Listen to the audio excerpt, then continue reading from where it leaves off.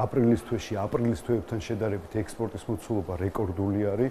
ასევე თუ შევაფასებთ 4 თვის ექსპორტის მაჩვენებლებს, ვნახავთ, რომ დაახლოებით 21%-იანი ექსპორტის ზრდა ფიქსირდება და ასევე რეკორდულია ექსპორტის მოცულობა 4 თვის ჭრილში. რა თქმა უნდა, ყოველივე ზემოაღნიშნული კიდევ ერთხელ მეტყველებს, რომ ქვეყანაში იზრდება ბიზნეს აქტივობა, რაც გამოიხატება ერთის მხრივ ადგილობრივი წარმოების ზრდაში, რომელი პროდუქციის გატანაც ხდება საერთაშორისო ბაზრებზე, ხოლო მეორეს მხრივ იზრდება რეექსპორტირებული პროდუქტის მაჩვენებელი, რაც საბოლოო ჯამში პოზიტიურად აისახება ეკონომიკური ზრდის ტენდენციებზე. რა თქმა უნდა, ეკონომიკური ზრდა არის ის მთავარი ფაქტორი, რაც უზრუნველყოფს ქვეყანაში ახალი სამუშაო ადგილების შექმნას, მოსახლეობის შემოსავლის ზრდას და ზოგადად ეკონომიკური დოვლათის გენერირებას. სახელმწიფო ხარს უჭერს ადგილობრივი წარმოების განვითარებას. ადგილობრივი წარმოება არის ზუსტად ის მიმართულება, რომელიც ქვეყანაში ქმნის მაღალდამატებით ღირებულებას, ქვეყანაში შემოაქვს საერთაშორისო და უცხოური ინვესტიციები, ქვეყანაში ასაქმებს ადამიანებს, შესაბამისად არაერთი სახელმწიფო პროგრამა მოქმედებს, რომელიც